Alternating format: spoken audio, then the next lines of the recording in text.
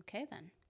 I think we've started. Let's see here, checking a couple of things because you never really know with these things. Hey, everyone that's tuning in right now, thanks for joining. I'm gonna just double check everything's working before, you know, I kick things off, for lack of better words. All right. How is everyone doing today? Hope everyone is having a fantastic weekend, a great weekend. It is currently raining in the state that I'm in. Yesterday it snowed. It's been snowing quite a lot. I am tired of the snow. And you know what? I'm over it. I need it to end. I need the snow to just end now. Hey, Monkey D. Jiraiya, what's going on? Hope everything is going well and you're enjoying your weekend.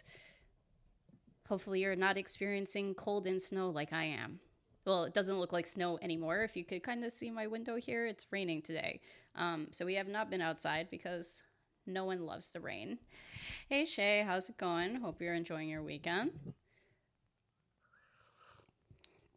But yeah, this weekend's been pretty quiet because of that. No one enjoys the snow. No one enjoys going outside when it's cold. And it kind of sucks. um, but yeah, hopefully we have a few more people come in, but I'll start in a minute.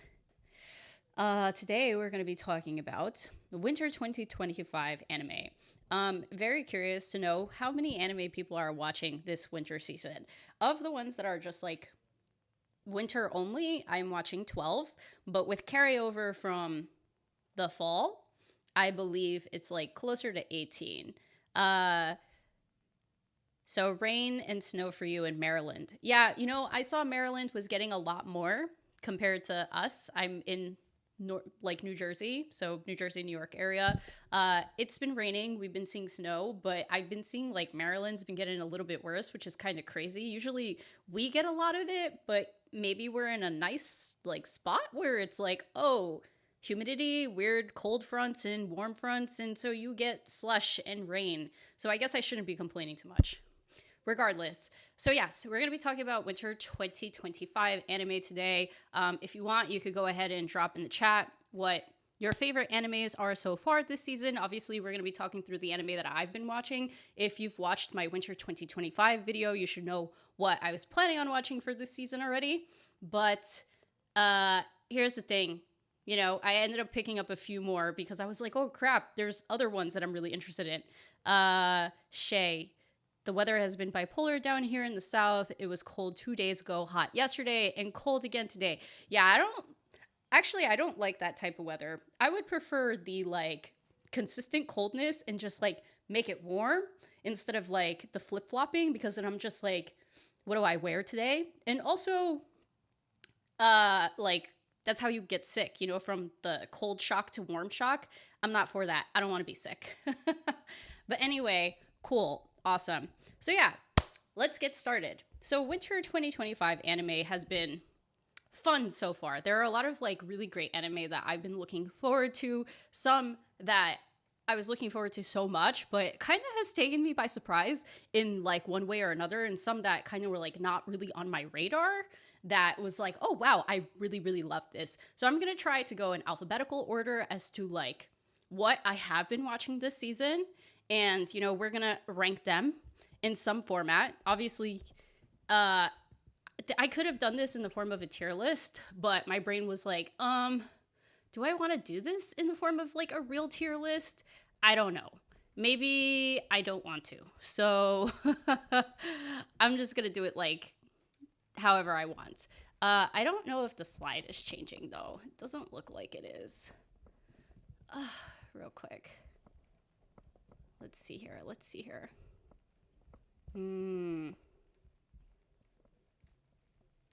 This is the thing with streaming sometimes. It's you start sharing something and then it's not sharing properly on the other end. And then it's oh, did I do something wrong here? What's going on? One sec. Technical difficulties. But yeah, if anything, I'm curious to know what other people have been watching this season. Have you been enjoying it? What are your favorites? while I try to figure out and like troubleshoot this. Ah, there we go. Perfect. It works now. Yeah. I love troubleshooting stuff. It is like my favorite thing to do. Regardless, so hopefully you could see what's actually on my screen now, which is my way of categorizing what I think, how I think I want to do this, which is one, I didn't expect to love it this much. There's some anime that I definitely had on my radar that I was excited to see just because it was new, but I didn't necessarily like think like, oh yeah, you know, it's going to be absolutely fantastic. Hey Spencer, what's going on? Then there was Great as Expected, because there were some that I knew that was going to continue to be great. Then there was I Like It. It's good, you know, just generally good. Okay, kind of weird. I feel like I made it in this format because I was like, you know, I feel like I'll have either a duplication of things or I'll end up like sticking it in the middle of some stuff. And then last is I think I want to drop this. I'm not 100% sure yet. So yeah, we're figuring this out as we go along. But in alphabetical order, if you could see what's here at the bottom, this is everything that I've been watching. Monkey D. Jiraiya, possibly the greatest alchemist of all time, and even given the worthless appraiser, I'm actually the strongest of the three of the ones I'm watching. Okay, interesting. Or two that you're watching. So I'm assuming those are both isekai. I have not watched either of those, but maybe I'll give them a peek because, you know, I'm looking to switch things up as to what's going on. As you can see, it's very like, there's like some heavy romance going on here and just other genre. Hey Joe, what's going on? Yes, we're live again. I decided to find time, not I decided to find time. My schedule decided to allow for time. All right. But anyway, so these are the categories. This is how I've categorized them. I would love to hear people's input, but here we go. First one is Amku MD Doctor Detective. When I first started watching this, I thought this was like House. How many of you have seen like House, that TV show that was on like in the mid 2000s? And it was basically about a doctor that was on drugs, but was a super genius, right? So not on drugs, Dr. Ameku is a super genius, but super quirky, very weird. And she likes to work on, or not rather that she likes to work, her department, basically her herself, works on like the weirdest cases, like cases that the hospital can't really understand. So I actually ended up enjoying this quite a little bit. To the extent that I'm going to say, like, I like it. It's good. I didn't originally have this on my list. Oh, you're watching it, Joe. That's awesome. I didn't know you'd be watching this. I feel like, Joe, you try to give everything a little bit of a try. I didn't know you were watching this. Not a lot of people have been talking about Amku, like, MD, but I like it. It's good. It definitely also falls into, like, I would say, like, I didn't expect to love it this much, but I can't say that I love it. I'm going to say that I like it. It's good. So yeah, here we go. That's that one. But if you like a show that's like related to medicine, if you like House and you've seen House, I would say give this one a try. It's actually pretty good. It's got good mystery behind it. It's enjoyable, and they explain like the scientific weirdness behind it, like similar to House, but you know, it also gives like a Sherlock Holmes type of vibe.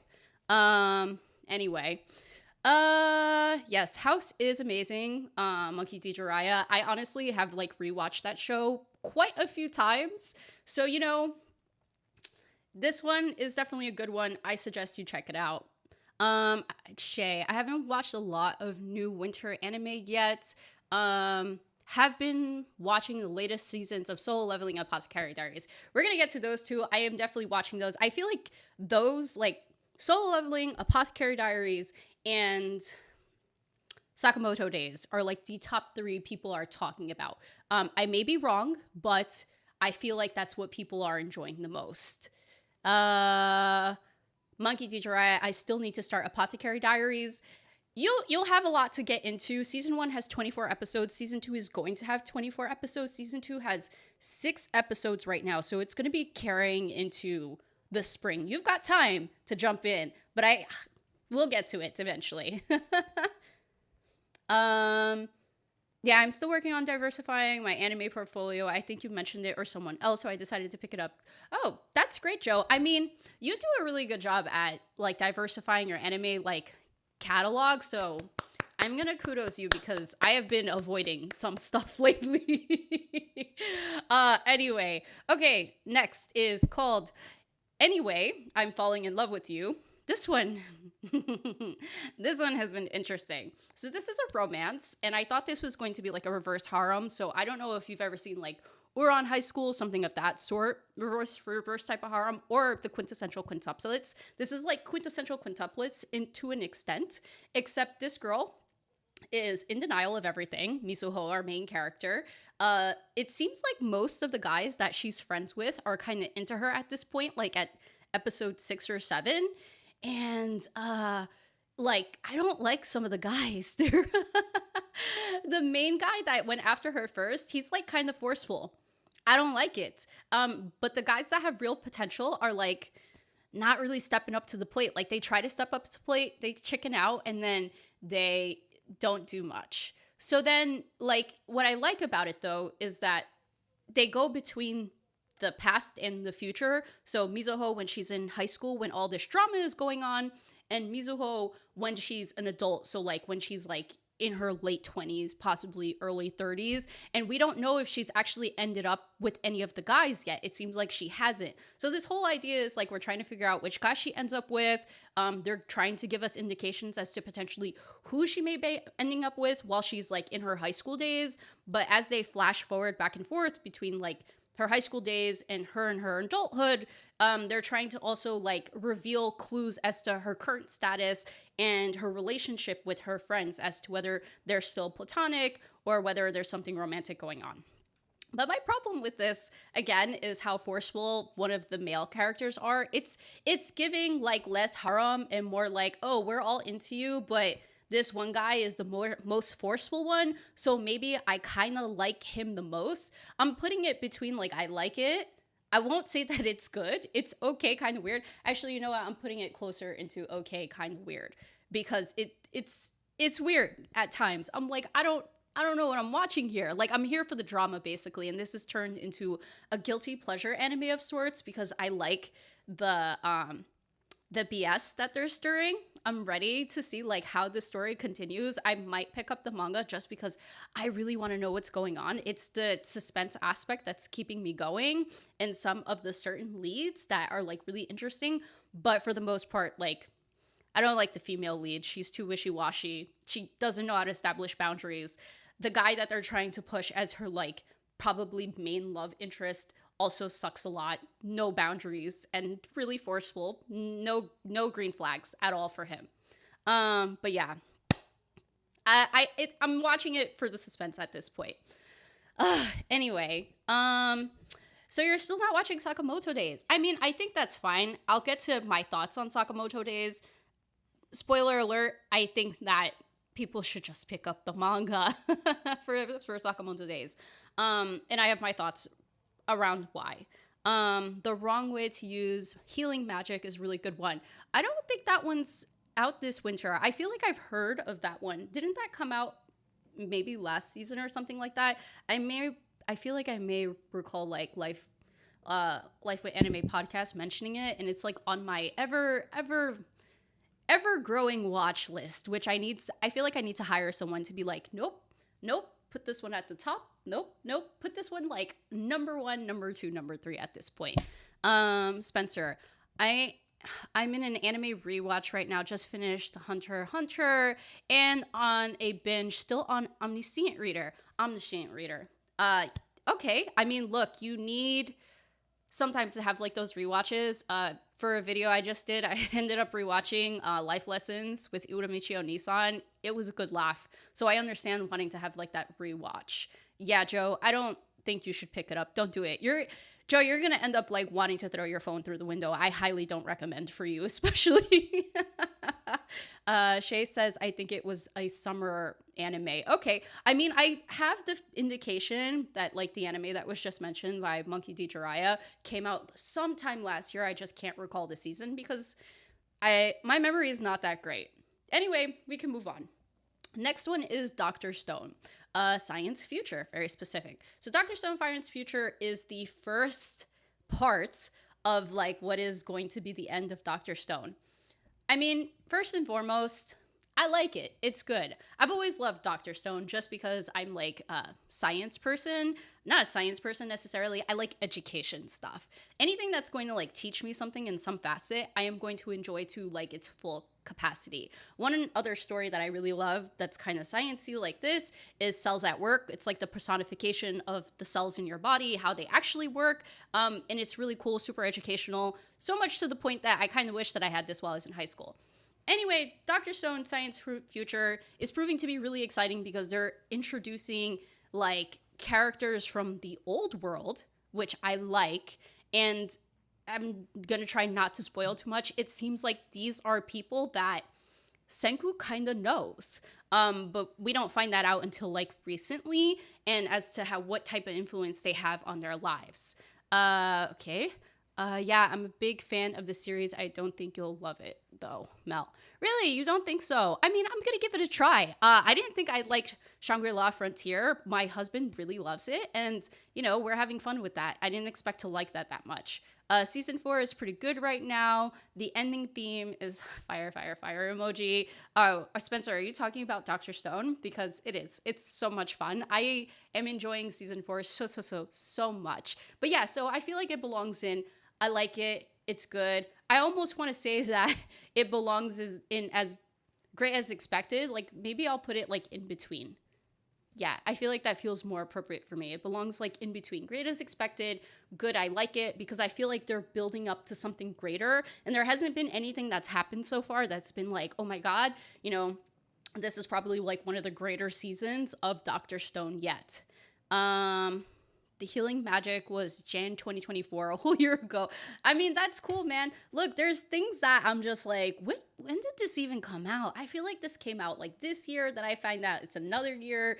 I feel like once you get to the point where you've consumed so much anime, like you can't really recall what years they come out anymore. Spencer and my daughter is watching Cells at Work right now. Cells at Work is great. If you haven't watched it, watch it. I think it is great for, depending on your opinion, for anyone over the age of 13 because there's some blood and gore, but it is so educational, super educational. Anyway, moving on. Honey Lemon Soda. Okay, this one is going straight here. And I'm going to explain why. So Honey Lemon Soda is about a girl who like has a lot of self-esteem issues. She was bullied when she was in middle school, and she meets this guy who kind of tries to boost her confidence or helps boost her confidence. So far, he is successful in boosting her confidence in like every single episode. But my problem with the dynamic between the main characters is like the guy like seems to like her, but he treats her like a pet sometimes. And I don't really like that dynamic. Like I feel like he doesn't really treat her like as a whole human being or like someone of a similar age. Like I know he's looking out for her. I know he cares for her. It seems like he has romantic feelings for her, but the way he comes across is like super cringe. And then because of that, she goes like back and forth between moments of super confidence, and it's like, wow, you know, she's, you know, making friends now. She's like being sociable. She's participating in like class activities and like school activities. And she wants to take a lead in creating like friendships and things like that. But then it's like, do we just like roll back like 20 steps? And then the drama sometimes just feels so unnecessary. Like granted, it's high school, and I feel like they do a good job at depicting like the drama that high school has, like a lot of the bullying. I feel like, you know, that it does well. But again, my problem is that it's the main lead and the female lead's interactions. I just don't understand.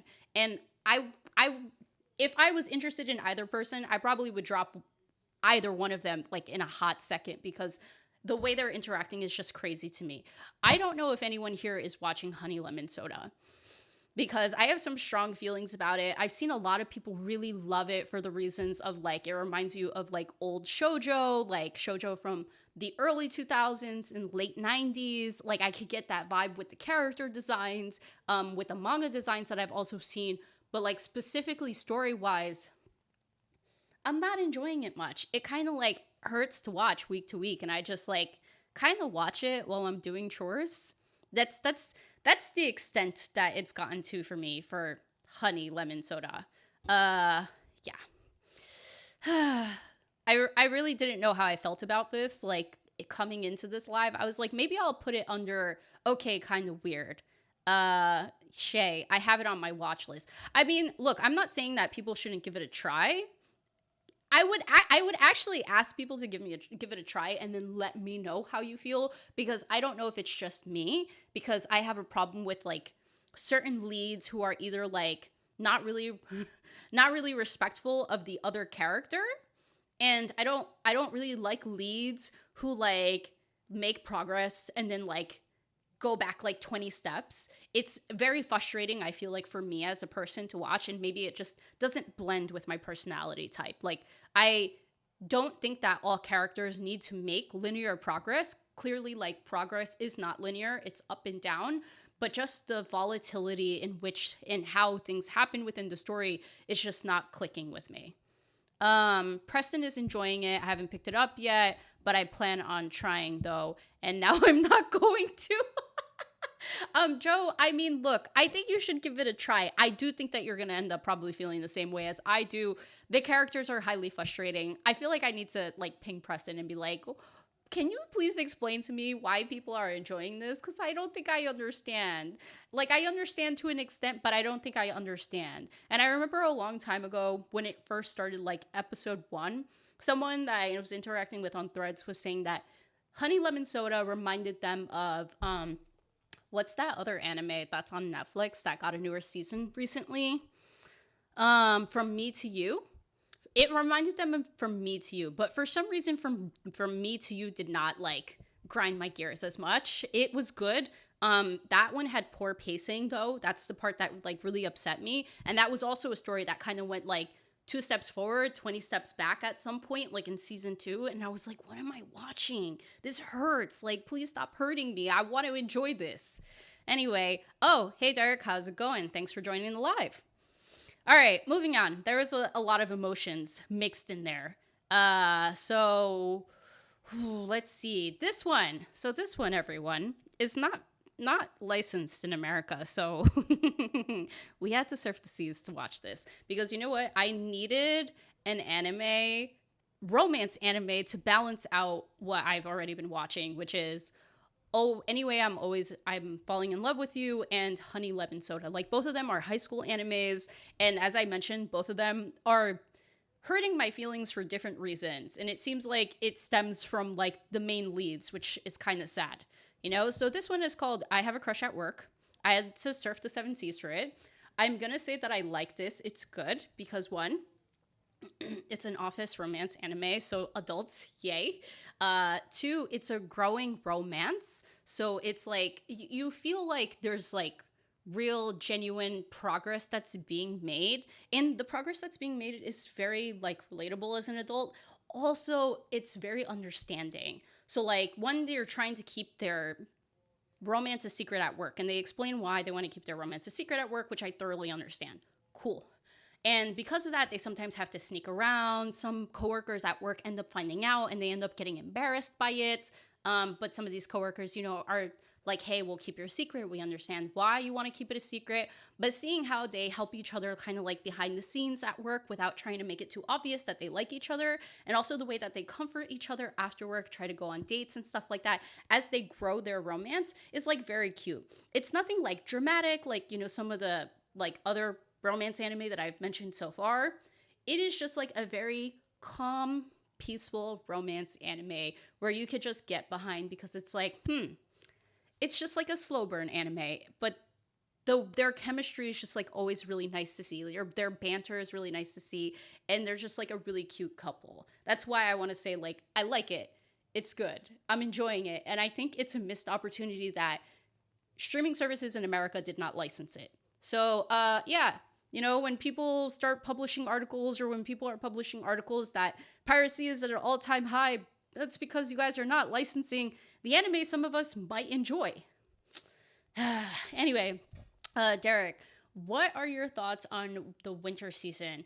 You know, it's been a mix. There are quite a few things that I enjoy, as you can tell so far. There are some things that I don't I'm not enjoying as much. It's like, okay, kind of weird. And there's some stuff that I'm kind of like really ready to drop. So if anybody wants to give me a new anime to like replace with this winter season, feel free to. I'm open to it. Spencer, I might get shot for this, but we need to make Anime great again. What? One of the best anime manga analysts in the game and deserves more exposure. Oh, thank you. I mean, look, I've been kind of like on a hiatus lately, so don't mind me. I'm here trying to like revive my channel. That was me simulating like the cardiac arrest stuff that you use when someone has a heart attack, because I'm really trying to like revive things here. Anyway, so we're here today. I hope to do more lives again in the future. You know, the winter season is a very slow time for me. Holidays, I have a lot of family birthdays that happen around this time of year, so it's like the ghosting is not intentional. I just can't seem to figure out my way around situations yet. Anyway, so yeah, that is, I have a crush at work. You cannot find it on any streaming services. I don't think I've ever wanted to promote an anime where I had to like go elsewhere for, but you know what? We had to. We had to.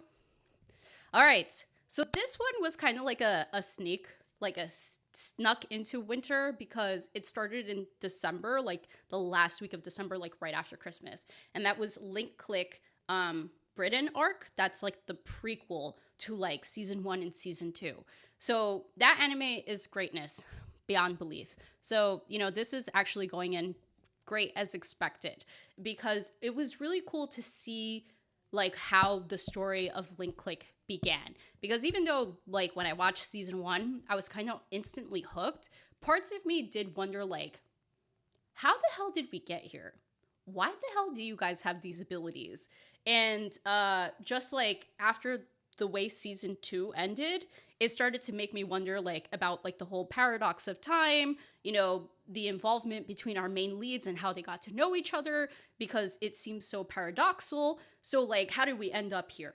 So I think that the way that they orchestrated this, which was season 1, season 2, the big reveal at the end of season 2, and then the prequel, which is only 6 episodes if you haven't seen it yet, the prequel, which explains like how they met, and the explanation as to their the explanation as to their abilities. I still haven't touched this yet. It finally explains the power. So they don't really explain the power, I want to say.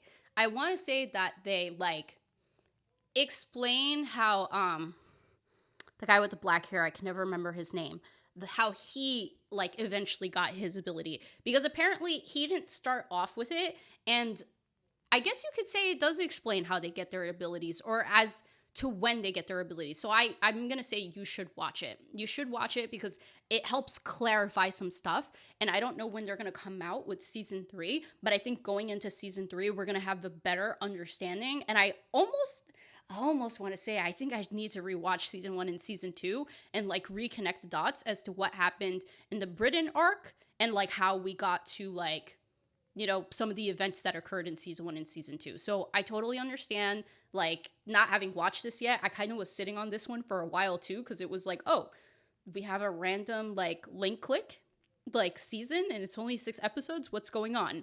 So yeah, whenever you get the time, it's short anyway. So it's like, if you have quiet time, since it's only like 6 episodes, like just plug it in and then watch. I do miss watching it dubbed a little bit though, because the dubbed, I started off watching the dubbed and it was really good, but then to keep up with the pacing of it, I was like, all right, I guess we're switching to Chinese now, but it's totally fine. I enjoy like the Chinese like dubbing and reading it subbed anyway. It's not like I don't do the rest of everything that I watch in subbed.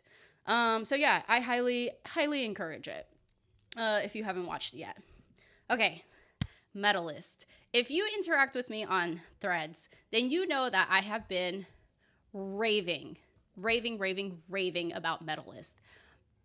I like sports anime. Sports anime is fun. Depending on the type of sports anime, it is like, I don't know, really cool, really enjoyable.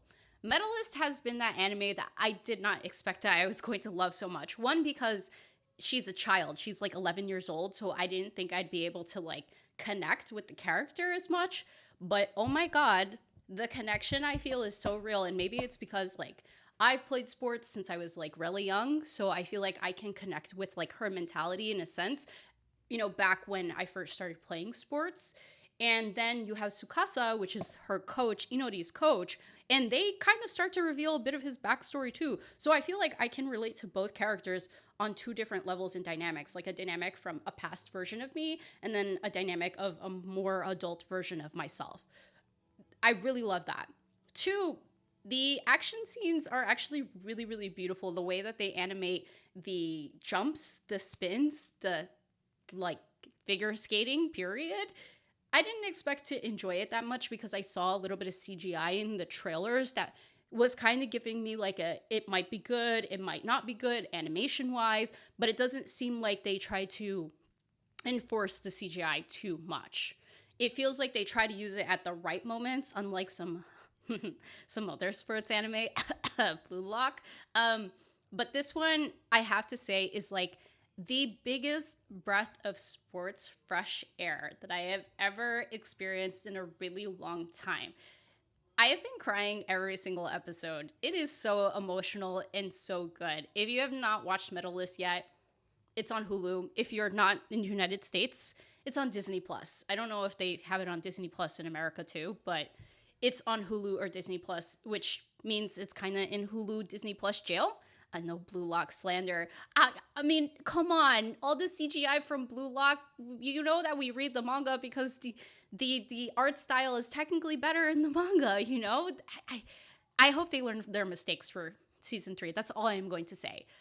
Spencer, I felt the same with Haikyuu when I first watched it. Def gotta check it out. I mean, if you like Haikyuu, which is also another highly emotional sports anime where you feel like connected to the characters, I think you're gonna enjoy Metalist. Metalist is that kind of story. It's a girl who like Hinata has never really like done ice skating before because her mom didn't want to do it, and she gets into it, but she's very passionate about it. She's not afraid to try hard things that she doesn't necessarily have the skill set for yet, and she really like pushes and like tries to advance herself in like the greatest ways possible. And both the characters, Inori and Tsukasa, are just like really dorky, very cute. I love their dynamic. It is so wholesome. It is so wholesome.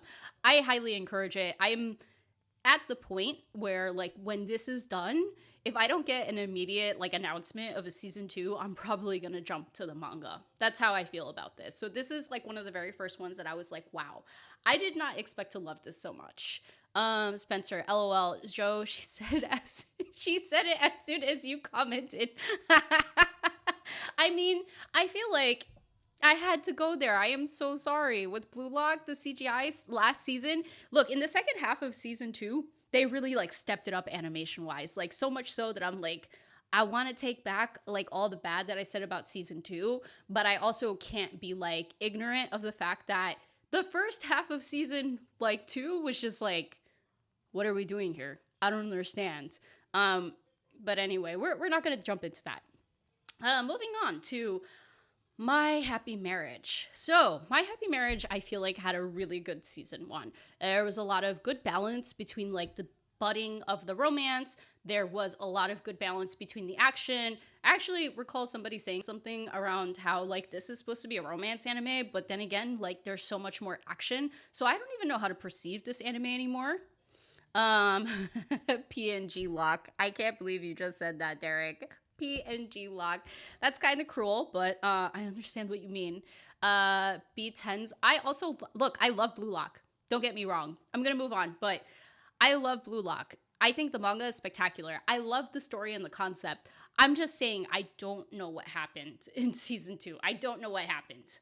The dichotomy and polarity differences between first half and second half is like, how can you explain this to someone who doesn't read the manga, like, or who reads the manga to anybody? How do you explain this?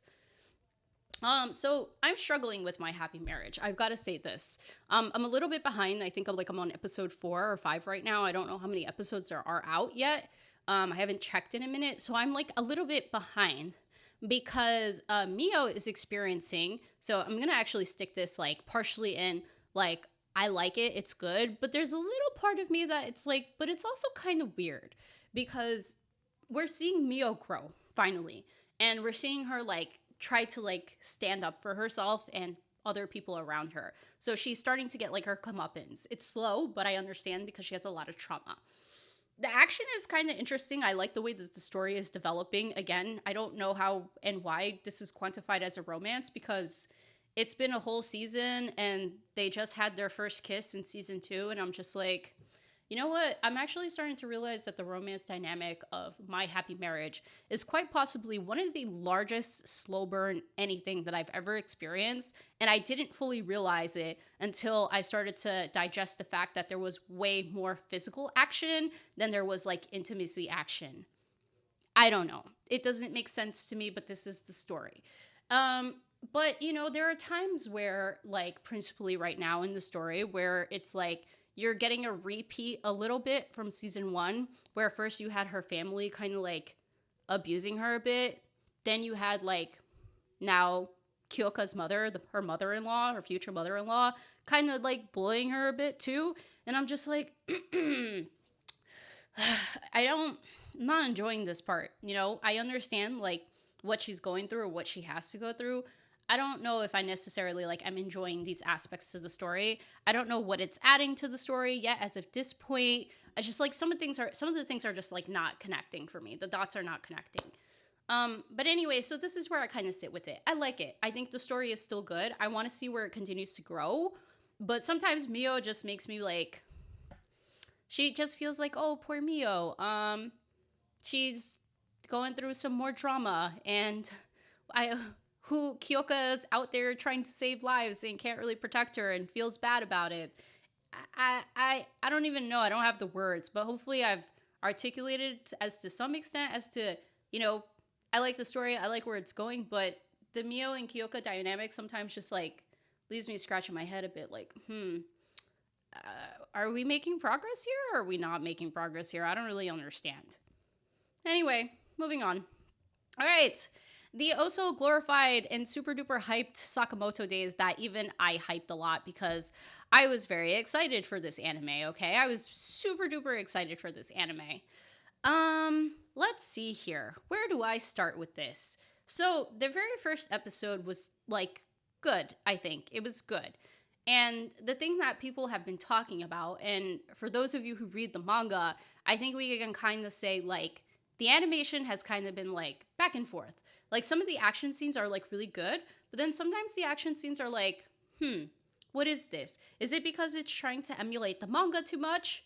Oh my god, I feel like I gotta sneeze. Is it because they are trying to emulate the manga too much, which the manga is known for trying to illustrate action in like one of the more interesting ways? And it's just like, okay, but what's with the animation? And what's very interesting is that I saw a comment recently of a person who's anime only for Sakamoto Days that said they tried to read the manga and they didn't like the art style. And I was like, that person didn't like the art style. They said that the art style was too rough for Sakamoto, for them, and that like they enjoyed the clean and simple like art lines from the animation.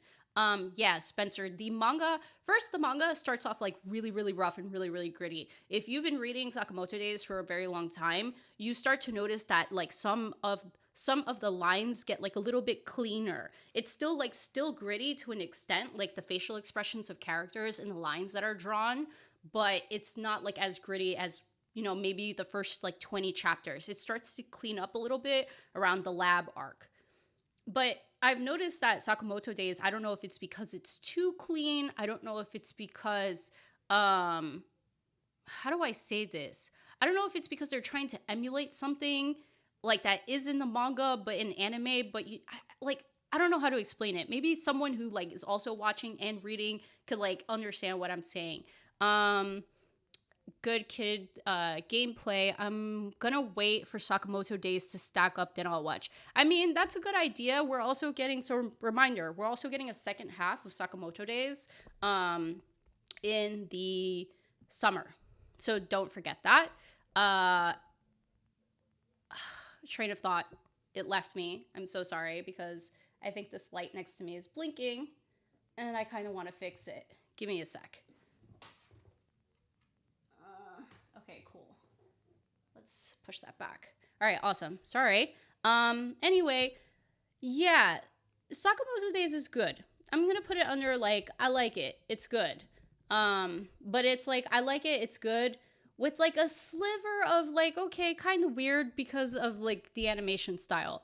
I was hoping like for the same dynamism, is that the word that you get in the manga that's like very very like fast, but I also understand that because the manga illustrates in a way to the point that you feel like you almost don't need an anime because the action is so clear. I feel like you can't really capture that in anime because the anime is already in motion. So they had to adapt it in a way that made sense for the anime. So that's why I kind of want to say like it's good. I like it. But like there's just like a touch of like a pinch of like weirdness. That's what I want to say. Um Derek, the OP for Sakamoto Days is good. Yes, I like the OP for Sakamoto Days. Actually, if we're going to talk about OPs real quick, I'm going to roll back to my I didn't expect to love it this much. Metalist OP is really, really good. The OP for Metalist, I believe, is the same person who did the OP for Chainsaw Man, which was also really good. So I'm just going to toss that out there. You should really listen to it. And obviously, when we get to Solo Leveling, which is next, Solo Leveling, OP and ending song, it should be illegal to have like such good songs. Absolutely illegal. B10s. I'm really enjoying Sakamoto Days. I do like Sakamoto's design in the anime more than the manga.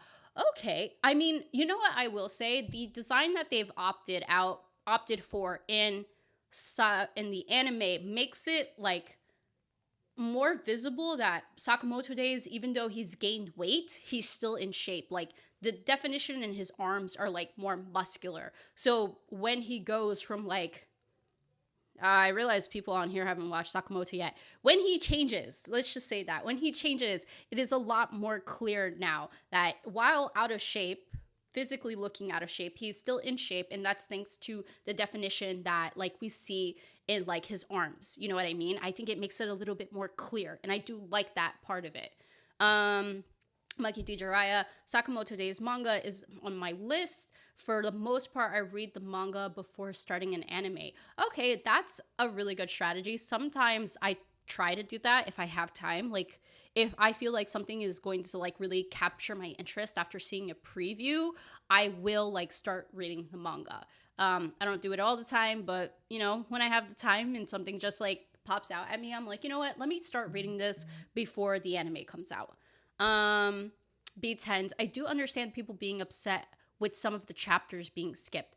Yes, there were. So I noticed that like after episode 3.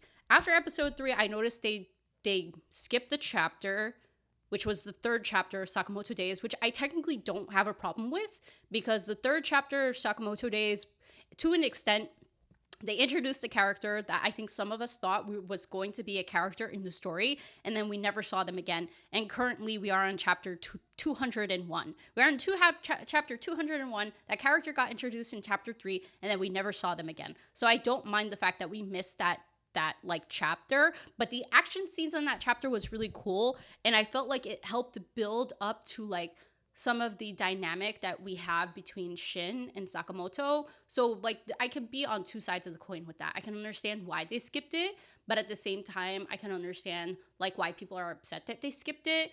And this is why, again, I have to say, like, I like it. It's good. There's a little touch of weirdness going on with the animation and a touch of weirdness of how the story is actually currently pacing. Like, I can't believe what in the latest episode they introduced Hisuke already. I'm like, oh wait, this is kind of fast. I feel like Hisuke got introduced around like chapter 16, 17, and this is what episode like 5 or 6. I don't know about that. So I don't know. I feel like it's good. I think it's going to introduce like a lot of fans to like why Sakamoto Days is like interesting, but at the same time, I'm going to also say that people should read the manga. Even though the style is a lot grittier, I think that there is a beautiful element to the manga to appreciate just art style wise. You will get a completely different experience that you will not experience while watching the anime. That's all I have to say. Shay. Okay, so now we're going to move on to Sakamoto Day and to Solo Leveling. Season 2, A Rise from the Shadow. You know, Gotta say the full name there. Yes, Lisa is an amazing artist. She is just spectacular. I always enjoy everything that she puts out, especially in terms of like anime opening songs or anime closing songs. She's goated. Absolutely goated. But yeah, Solo Leveling goes under great as expected. Seeing as I've read like the manhwa, I just expected the pacing to just continue and be great. Obviously, I didn't expect the pacing to be this neck breaking compared to season 1. So, it's great. I think it's fantastic. The animation fan service that A1 Pictures is like serving is like, we don't know what they're doing at that studio. I've seen pictures of how they've like enhanced the breasts of all the female characters in the anime that's not really as big in the manhwa. And then, Sung Ji-nu is just like a thirst trap. He's an absolute thirst trap. Anyway, just gonna leave it at that in that sense. I'm gonna read the comments real quick before I come back to Solo Leveling. B10s. I'm not really seeing the animation issue people are talking about, and I'm reading the manga too.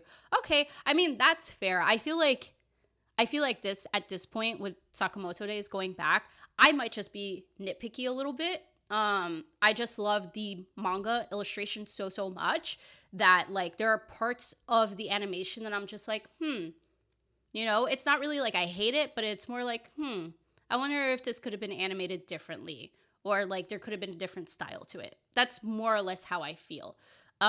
Derek, I'm gonna start Solo Leveling after season 2. I mean, it'll give you a good amount to watch if you watch after season 2. I did hear that the last episode is going to be an hour long, which makes me really happy because they are pacing this at a breaking like rate that many readers have been fearful as to like content that they may skip or content that they just may fast pass. I think they've kind of like truncated some aspects, like when he's fighting in the demon castle. It's definitely truncated. It's not like as like long as perhaps it is in the manhwa.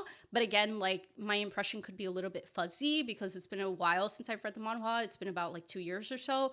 But you know what? It's great. I am loving it. It is a fantastically paced story right now. It is, how do I say this? It's giving all the vibes that made people like excited about like Solo Leveling when they said it was getting an anime. But going back, Spencer, when you put Lisa on any theme song, it automatically is 10 times better. And Solo's theme took a huge leap, yes. And the ending song is done by the same person who did the first opening song for Tokyo Ghoul. And that song is like Unravel is eternal like top 10. If you were to ask me what are like my top 10 songs of anime like for all time, I would say Unravel from Tokyo Ghoul belongs at the top. Anyway, we can move on from that.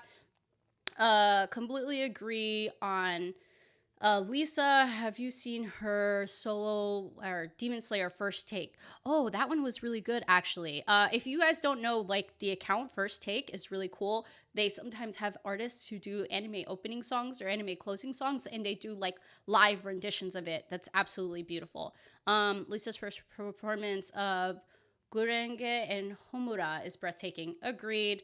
Anyway, all right, but yeah, so we could say that about Solo Leveling. I'm sure a lot of people here are loving Solo Leveling, maybe just as much as I am, but I'd be curious to know if people are thinking otherwise. And if there's anything on this list that I've already discussed, please let me know your personal thoughts, where you sit with it, if you're watching it, if you're not watching it, or if there's anything on this list that I've talked about so far that you're contemplating on picking up. All right, moving on. Apothecary Diaries. It's great as expected, / I didn't expect to love it this much. And this is why I say this, because I feel like Apothecary Diaries, even though season 1 was spectacular, I feel like just seeing Mao Mao all the time is like, oh my god, I didn't realize I loved you this much as a main character. So I feel like this one's gonna straddle both in a way. But Apothecary Diaries is great, as expected. It's picking right back up from season 1 with the whole mystery that was like starting to unravel or starting to reveal itself at the end. With that though, they are like starting to try and piece together all of the different elements. So like starting from the very beginning of season 1, within season 1, we see that, like, sorry to spoil a little bit, gonna try not to, but within season 1, the princesses and the consorts are kind of like experiencing this sickness, and that's all I'm gonna say. Mao Mao discovers why the sickness is happening, but this sickness and these different types of like mysteries and exposures start to make Mao Mao think like, wait, is there a connection between all of the smaller mysteries that I have uncovered from season 1, basically all the events of season 1 until now? Are they all connected to what's going on now? And why is so and so like the target of most of these? What is the intention behind it? Who understands the medical components enough to make this a poison? So I love how everything in season 1 is still being connected to season 2, and they found a way to be like, okay, maybe these smaller mysteries are actually a larger conspiracy, and Mao Mao is trying to uncover those. But for those of you who don't know what Apothecary Diaries is, it's about a young woman, Mao Mao, a young woman, girl, she's 17, who starts working at the royal palace. She got kidnapped though, but they realize that she's really, really smart. She can read. During this time, women can't really read if you don't have an education, especially some of the servants that work at the palace. So they start to give her like, you know, more like higher ranked jobs, I guess you could say.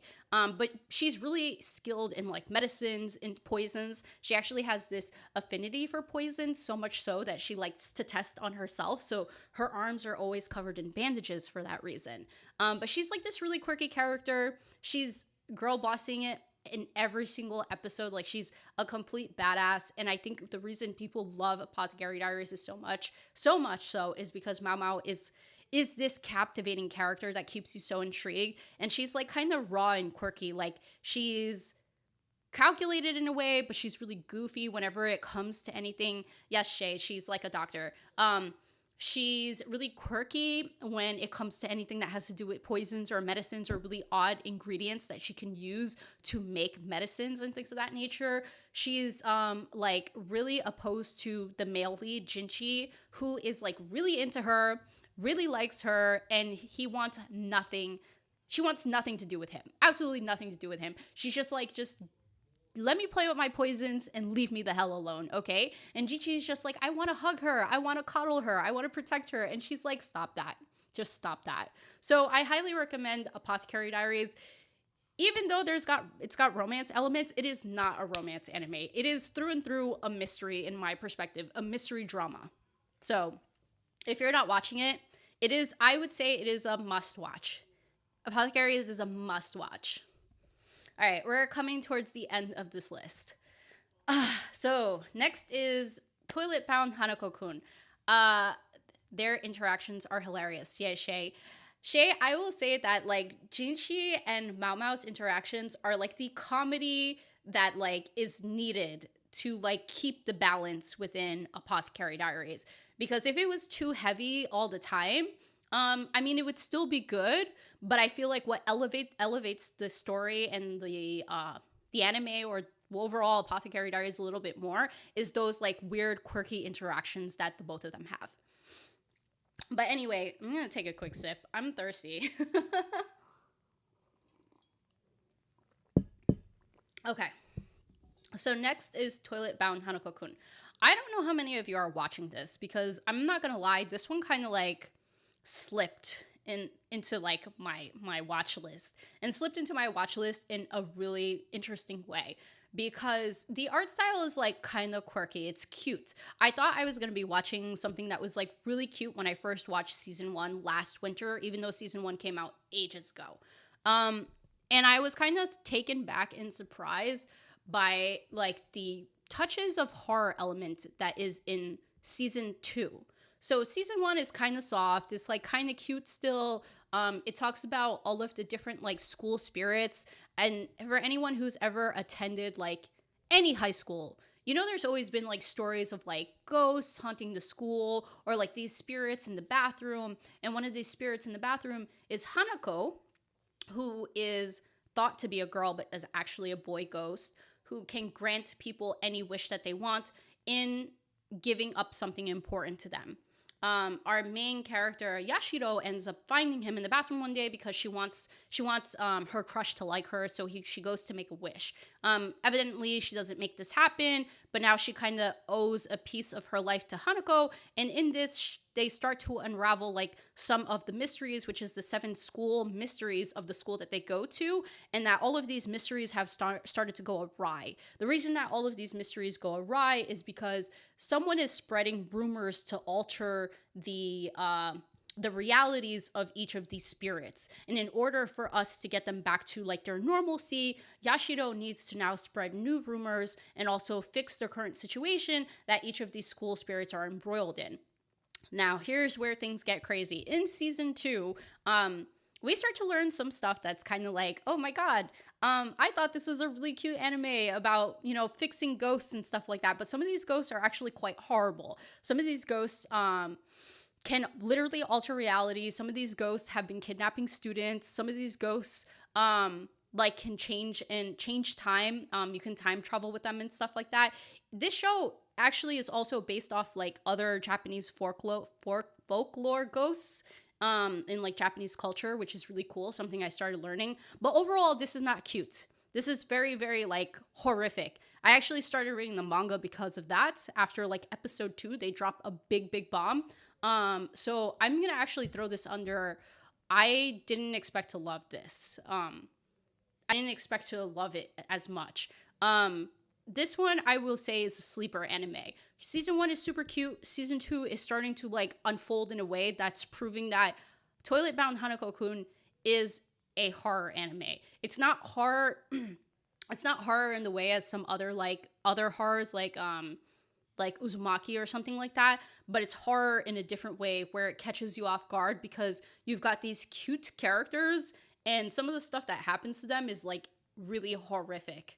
But yeah, it starts to go in a direction that you don't really expect. So if you like a thriller horror-ish like anime that might throw you off guard, I think I'm gonna recommend this one. It will take you by surprise, I promise. It's a lot more intriguing than the character designs let off. Shay, I have been debating about watching this anime. I mean, I would say give it a try. Season 1 is a little bit deceiving because it's softer in comparison to season 2. And the way and the direction that season 2 is going to go, is very, very different from season 1. I will say that. All right, down to the last 2. We've been doing this for like almost an hour now. I expected this would take about an hour. But here we go. I still have my breath. This one, Ubel Blatt. So Ubel Blatt is a revenge story. I believe like Lifeway Anime Podcast was talking about it as well in December. You know, it's been interesting. One thing I will say is that it goes, I want to say, I'm going to move some things around. So this one is like here. This one is like here. This one is going like between like I like it, it's okay, kind of weird. The reason I'm going to say that before I start talking about the story is because episode 1 was a really freaking good episode. I was like, whoa, this has got a lot of great action. I like where this is going. I think they've kind of already explained like, you know, Koinzel's like motivation for wanting to kill the 7 heroes because he himself was a different version of himself 20 years ago, was killed by the false 7 heroes. All right, listen to me, I'm already explaining the plot. And he's now come back in a different form as Koinzel, formerly known as Ashirit, in order for him to get his revenge. It shows like the heroes are kind of cowardly in the present time, 20 years later. They've still not really been able to acclaim these hero titles, even though they stole them personality-wise, because they're cowards at the end of the day. But something that's been bothering me is that, like, between episode 1 to episode 3 and 4, I feel like there's been, like, plot holes missing. And I had someone explain to me that, like, they've been jumping chapters from the manga. So it's not just me who's like, okay, why do I feel like I missed something? Because someone comes after Koinzel at some point trying to kill him, being like, hey, you killed my brother. They don't really explain who this brother is. They don't really explain his importance. Koinzel is not explaining why he did it. He's just like, well, if you want to kill me, you can kill me. Go ahead. And I'm just like, what's going on here? Who is this brother? Who is this character? Like, can we please get some context here? Because I don't even understand what's going on in this episode anymore. They do explain it, I think, like in episode 4, who that person is and like what actually went down. But there's no like imagery for us to understand what happened in the past, why Koinzel did what he did, and how things got rectified. I was like, I don't know if this is the type of story like, you should be cutting chapters out of, or like not explaining, because there's a couple of different time elements, and the timeline itself is extremely important to Coinzel's story. Like, he meets a character from his previous time as Asherit, he sees him again as Coinzel, and we get some context as to like their past relationship. Like, it's things like that that we need to have context on, that I feel like they're missing a little bit. I don't know how many of you are watching Ubel Blatt. So Ubel Blatt is on Amazon Prime, and I don't know how some of you feel about it. I do actually like the animation. I do like the fighting. I like a little bit of the gore. It gives me a break from all of the like nice stuff that I'm watching this season. But like, it's that fact that it feels like it's missing stuff. It feels like it's missing stuff. Like, I don't have to have read the manga to feel like something's missing. I don't know if that makes sense. And I don't know if any of you have ever had that experience before, where you're watching something and it's like, did I miss something? Am I watching the right thing? Like, something is missing.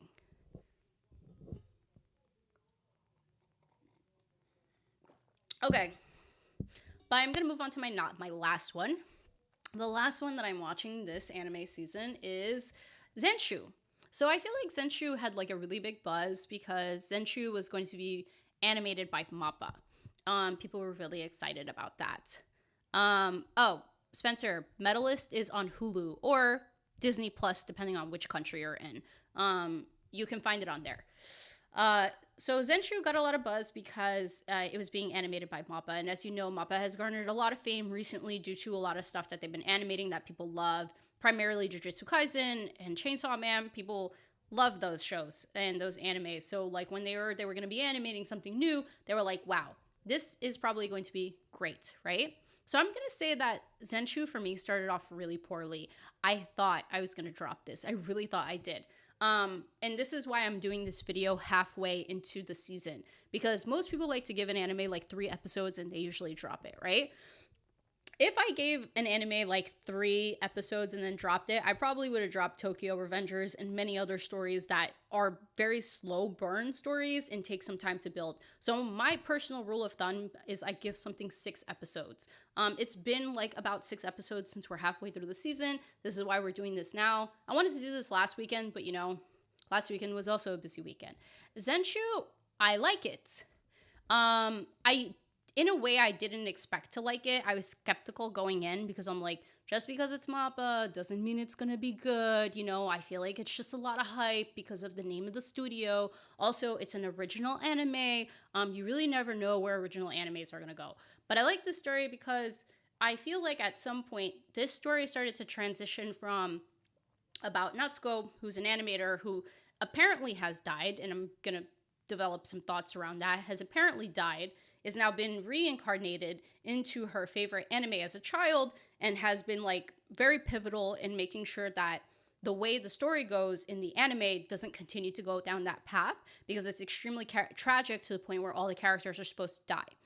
She manages to save, all of the characters up until this point. They're not dead yet, but we also start to discover like how what she's doing in this new reality connects to her old reality, or her original reality, where she was an animator that had like this identity attached to her work. Like, if her work was not like, how do I say this? If she couldn't do the best at her work because she's already been deemed like this amazing like animator or this amazing director, it would affect like her work quality. So we get introduced to her where she's like stalling on this project because she doesn't know what to do, how to write it, and she's like basically stalling, but she doesn't want other people to help her. She wants to do it all herself. And even though she doesn't directly have a vision of things yet, she takes on the work of other animators and says, you know what, I'm just going to do it myself. I need you to change this, but I'm just going to do everything myself. And she starts to embody this similar behavior within the new reality that she's in, the anime she's in. So I think she's starting to learn that, 1, she can't do everything on her own. 2, she's starting to rediscover her love of animation and what made her love anime in the first place, which is due to like the reality that she's in. This anime story, this anime movie that she's in is the reason why she became an animator and got involved in the anime industry. So I like how the anime has kind of changed in a way where we start to see character development from Natsuko, as she's experiencing like some of the things that she experienced in her original reality and her new reality, but some of the heroes in the story are instructing or helping her understand like you can't do everything alone. And also with using art as her battle style, her battle format, it is allowing her to like reconnect with her love of animation. I do love the different call outs to like other anime. Like I see elements of like Sailor Moon in there. I'm sure there are a bunch of others. I've seen some other people talk about other anime that they are like making a homage to within Zenshu. So it's like that very interesting story where they're making homage to other anime because it's about an animator, but also like about the animator's progress. I said a lot there. I hope it was clear and not as confusing. But one thing I will say that I am kind of enjoying, didn't like as much, but started to give me like memory flashbacks to anime I watched when I was younger, was the fact that when she like goes into battle mode and her desk pops out and she has to like draw and everything like that, there's always like this Zenshu theme song, and it's really cute. It was annoying at first, but now I find it really cute. So I don't know, it's like a transformation like song when you're watching Sailor Moon and they all transform, but there's a transformation song that goes with all of them. Like that's the vibe. I like it. Yes, Derek, Natsuko and Luke for the win.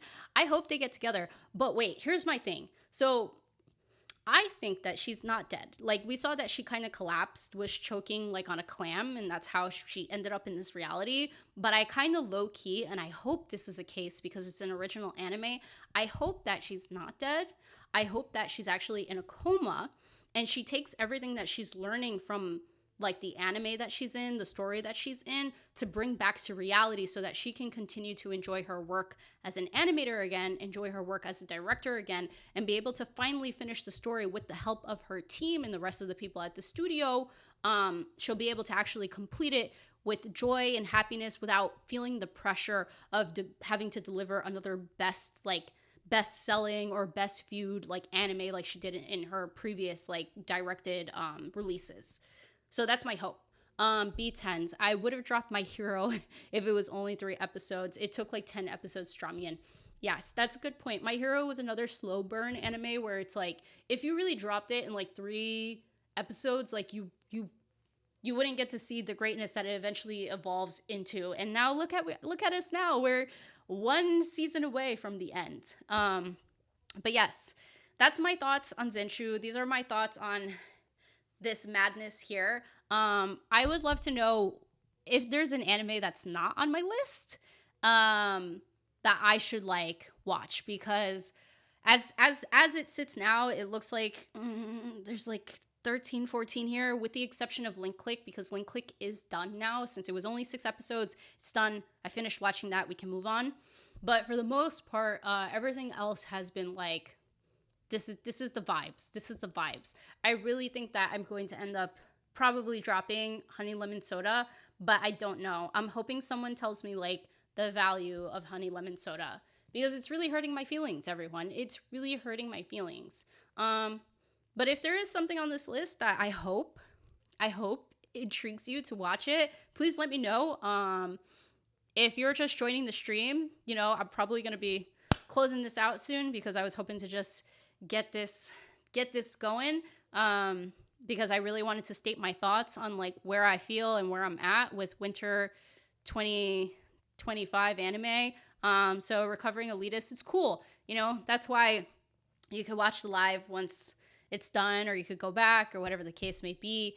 Everyone fell off on Honey Lemon Soda, huh? I don't know if everyone fell off. I feel like people are still loving Honey Lemon Soda, but it like genuinely hurts my feelings to watch it because I don't like the male lead. I think the male lead is the least attractive person ever. He is so like hot and cold in the ugliest ways. Like he doesn't treat her, I feel like, as a romantic partner. I feel like he treats her like a pet, and it's not cute. It's not interesting. It almost feels like he's demeaning her in some ways, but he's also trying to help her. The mixed vibes is not something I'm enjoying personally from the male lead. I don't think it's appealing in any shape or form. But anyway, yes, if there's any anime that you see here that may intrigue you, please give it a watch. And if you give it a watch, please let me know. You know, you can hit me up on the comments here afterwards. You can hit me up on Threads, or you can hit me up on Instagram. I'm active, obviously, on both of those if you're not already following me there. Because, yeah, you know, I like to interact about like all of these anime. Right now, I'm interacting very heavily on Anyway, I'm Falling in Love with You on a weekly basis with some people on Threads, because I need to understand what kind of chaos is going on here. Through covering elitist consensus is exactly what you're saying right now. I've been seeing that a lot these past 2 weeks. Yeah, Honey Lemon Soda is just, yes, it's the male lead. I want to say it's like mostly the male lead. If the male lead wasn't like absolute garbage, is garbage the word? Garbage. I don't think I'd have much of a problem with it, because Ishimori, I feel like she has so much like bullying trauma that I understand why she flip-flops. Like, she's indecisive. She's trying to figure out how to navigate high school now. She's trying to figure out like the situation, but she's just like, you know, unsure, because she meets friendly people and then she meets unfriendly people. So she starts to question herself. But then you have Kai Miura, who's, I don't know, the boy is completely freaking unhinged. I don't have nice words for him. Like, if I met him in real life, I would probably kick him in the freaking leg, because he's just a turd. I hate him. Those are the nicest words I can use without like dropping the F-bomb or any other bombs that I'm not trying to show, like, drop on here. Joe. Yeah. So wait, I need to watch Toilet Bound. All right, so re-explaining Toilet Bound Hanako-kun. Hanako-kun is really cute, okay? Super cute looking. It's highly deceiving. It is not cute at all. Technically, it's a horror. I have been reading that, and can I just say that I did not expect it to start going in the direction that it did. Like, there's murder involved at some point. There are people that are supposed to be dying. There are people that go missing. It's kind of not cute. The character designs are like so off-putting, because it makes you think, okay, this is really cute, okay? This is going to be a nice story. But it's fun, because it's all about like school spirits, like haunting of a school. Yeah, it's kind of a horror. It's not like Uzumaki horror. It's like horror in a different sense. It's like really hard for me to explain in a way, because what you see is not what you get. It is one of those anime that you see something, you're not getting that. You are getting something completely different. But it is a very intriguing story, because the development and the direction and trajectory of the characters is something you will not see coming. You will not see coming. And season 2 starts to open that up, because season 1, it's still kind of cute. It's still got like these funny moments. But season 2 is where they say, are you telling me like people are gonna die in the future? Very nice. So they started off strong with season 2. Obviously you'll see some episodes that are like really cute. They feel like filler episodes, but they're canonical, and I think it's to give a break of like the quote unquote intensity of the story, because whatever plot or whatever arc that's coming next is likely going to be a little bit intense. I will say that if you end up liking it, I highly encourage you pick up the manga. It is really good. I think there's 122 chapters right now for Toilet Bound Hanako-kun. It will take you by complete surprise. There are so many different elements that you won't see coming. Also, like time travel and stuff like that. I don't know, man. This is not a story that like I would see and I'd be like, oh, I totally want to watch this anime. It's right up my alley. But I ended up watching it and I was like, whoa, this is not what I expected. I didn't realize that we were going to be talking about like ghost regret, people's regret when they were living. Yeah, B10's Uzumaki was disturbing. Couldn't watch past 2 episodes. Look, Uzumaki is definitely not this. This is not the horror that's going to leave you like horrified, because I'm going to say up front, if you know me a little bit, I don't watch horror. I don't read horror. I don't like horror. It gives me nightmares. I am that type of person where if I watch something, it will probably influence my sleep. So I've strayed away from horror most of my life. But it's the type of like soft horror where it's like really thriller mystery, but it's got touches of like creepiness, I want to say. in the story that like really takes you aback, because if you can tell, like the characters are super cute. Like let me see if I can blow this up. The characters are like super cute. Can you really tell that this is like, you know, gonna be like have elements of horror where we start talking about, oh, well, this person became a ghost because they killed so and so, and this person became a ghost because this person got murdered tons of years ago and they couldn't live on for the rest of their lives. It's like those sort of things that they bake into the story that's like, huh, this is really cute until not now. It's not cute anymore.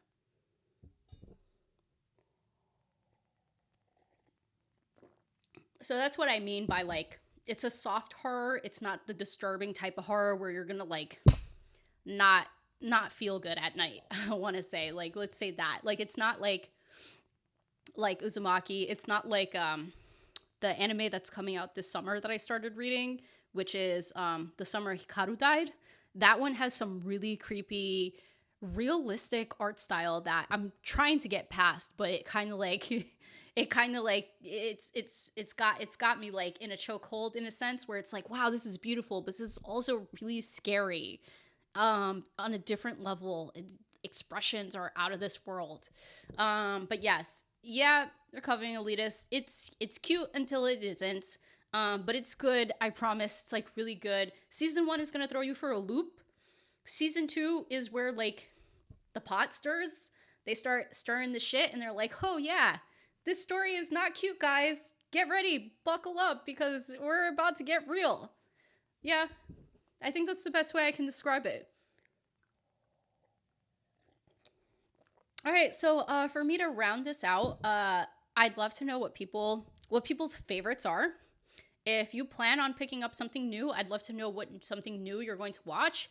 And again, if there's something not on this list, because I think I really am going to drop Honey Lemon Soda, let me know what I am missing out on, because I feel like there may be something I'm missing out on out there in the winter 2025 universe. If not, we're going to carry on with our lives, finish watching whatever we have on this list here, and then we're going to, roll into the spring, because they're already starting to announce release dates for spring. So I feel like I need to start preparing for that. Shay, which anime is this again? Stepped Away. This anime is Toilet Bound Hanako-kun. I think you mentioned earlier in the chat that you had this on your watch list. So, like, if I convinced you in any shape or form with whatever rant I just had there, that's that anime. Yeah, Toilet Bound Hanako-kun. I will say, for those of you who are on Threads, the person who really put me on to reading the manga is Sakura Loves Tea, her Threads handle. She is the one who convinced me to start reading it, and I'm actually really grateful that she convinced me to start reading it, because it was something that, like, I, again, did not sense that this is the story that I was giving. Did not sense in any shape or form. And I love a good anime that is not only great, it's very interesting, but it gives this certain vibe. And then it says, just kidding, this is not the vibe, but in a good way, not in the bad way. Because if it was the other way around, we would not be watching. We wouldn't even be talking about this. It would be in the, I think I want to drop this. But yes, all right, awesome. Thank you everyone for joining, though. I think we're going to start wrapping this up. If you're new here, please subscribe. If you enjoyed this video, please like. Hopefully we'll be back with more streams. I'm actually going to try to make this version of a live stream a regular theme. So I'm going to try to check in like midway into an anime season. So like about 6 weeks in, we can talk about what's good, what's not, what I can watch, what you can watch. We can exchange stuff, because I'm always happy to exchange like new anime that's not really on my list, because there's so much out there. Yeah, that's how we like learn more about like the anime that's out there, because the list is too long. The anime is too much, so it's hard for you to really discover like what's out and available unless you're like really engaging with people like this. I feel like this is the funnest part about me talking to you all, and me taking the time to read the chat and us talking through it like this. But overall, regardless, like, appreciate you all again for joining. B10's love Sakamoto Days. I'm going to start watching Dr. Stone and Solo. Heard good things from you. Yeah, I highly encourage it. And if you haven't watched like Solo Leveling, yeah, you know, you have like a season and a half. Dr. Stone, you have a robust 3.5 seasons, so it's gonna keep you a little bit busy. Life with Anime podcast. Magic Major is interesting. A different spin on isekai genre, stepping into a world that doesn't have magic and creating the system yourself and learning how it works versus being OP in a new world. Huh. That sounds interesting. Okay, maybe I'll check that out because I like something different in isekai world. I feel like something needs to be like very isekai different in order for me to like watch it. Kind of like Shangri-La. I don't even know if you can consider that an isekai because I guess it is in a different world. It's like in a virtual world. Like, what's that thing called? Sword Art Online. Yeah, that anime that had a really good first season and then it just fell down. But yeah, I like a new concept. I will take an isekai if it's a new concept, everyone, because I have been banning isekai from my list if it is not something that I have been watching for a long time because it's an oversaturated category. The category is so oversaturated that if I were to watch like too many isekai, I would get isekai burnout. That is my issue with isekai. I'm just gonna leave it there, guys. Gonna leave it there. Please don't get mad. Please don't burn me. But I'm gonna leave that there. Okay. But yeah, regardless of the fact, thank you again. I hope you all enjoy the rest of your Sunday. I hope you all have a fantastic and wonderful week. And that we can do this again in perhaps May to talk about like April 2025 anime. I'm sorry, I'm not trying to isekai slander. I'm just saying, yeah, we can do that in the spring. So, but obviously I'm going to release a video on spring 2025 anime that I will be watching. One that's on my list and already on my radar right now is Witch Watch, the last live that I did. We showed the trailer a little bit. It seems really interesting. It seems like it's going to be 24 episodes, I think. I may be wrong, but it may be like another 2 core seasons. So I'm very, very excited about that because it looks hilarious. And if you know me, I love comedy. I am a sucker for comedy. I will watch most things comedic. But anyway, all right, that's enough for me. I'm Mel, the host of this channel, doing my classic sign off in a live, and I don't know why. But you know how these things go. They're very random. But enjoy the rest of your day, enjoy the rest of your week, and I will hopefully catch you on another live, maybe between now and the spring if I have another idea. If not, you know what I will say? I am working on a video essay right now that is taking the utmost of my brain capacity, and I don't know what I'm going to do with myself. I really don't know what I'm going to do with myself. So I'm just going to plug this in real quick. If you're not watching Orb on the movements of the earth right now, I feel like you're missing out on like a revolutionary thought piece anime.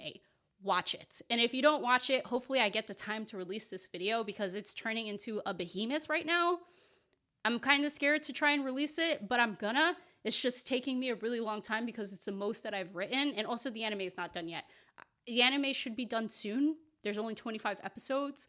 Not only, there are 25 episodes. But these 25 episodes are going to cover the entirety of the manga. So yeah, that's one that I really, really, really want to talk about. So I don't know if I want to do a video and then also do a live on that because it's that anime, man. It has been that anime that if it wasn't part of fall 2025 would be on my list as I didn't expect to love it this much, plus 5. But anyway, bye. Y'all have a great rest of your day.